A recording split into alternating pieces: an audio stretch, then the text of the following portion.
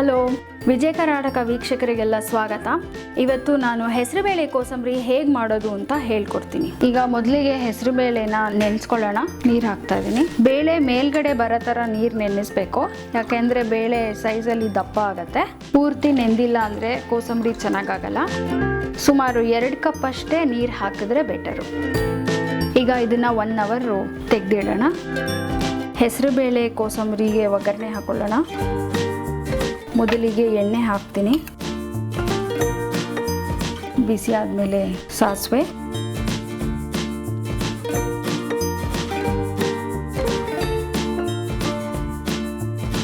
ಚಟ್ಪಟ ಆದಮೇಲೆ ಇಂಗು, ಕರಿಬೇವಿನ ಸೊಪ್ಪು, ಮೆಣಸಿನ್ಕಾಯಿ.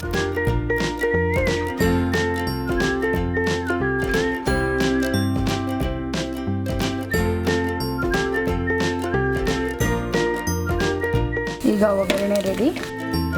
1 ಅವರ್ ಆದಮೇಲೆ ಈ ಹೆಸರುಬೇಳೆ ನೆನೆಸಿದ್ದನ್ನು ವಾಟರ್ ಡ್ರೈನ್ ಮಾಡಿದ್ದೀನಿ. ಈಗ ಈ ಹೆಸರುಬೇಳೆಗೆ ನಾವು ಮಾಡಿರೋ ಒಗ್ಗರಣೆ, ಕೊತ್ತಂಬರಿ ಸೊಪ್ಪು, ಕಾಯಿ ತುರಿ, ರುಚಿಗೆ ತಕ್ಕಷ್ಟು ಉಪ್ಪು ಹಾಗೂ ನಿಂಬೆ ರಸ.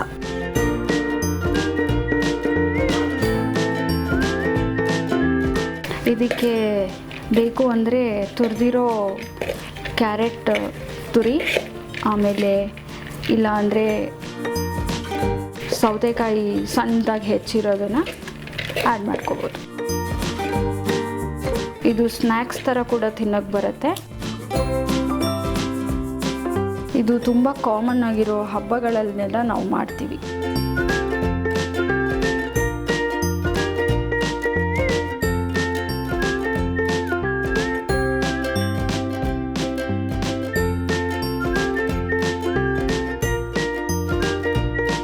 ಈ ಹೆಸರುಬೇಳೆ ಕೋಸಂಬರಿನ ಮಾಡಿ ತಿನ್ನಿ, ಸವಿಯಿರಿ. ಹೀಗೆ ನಮ್ಮ ವಿಜಯ ಕರ್ನಾಟಕ ರೆಸಿಪಿಗಳನ್ನ ನೋಡ್ತಾ ಇರಿ.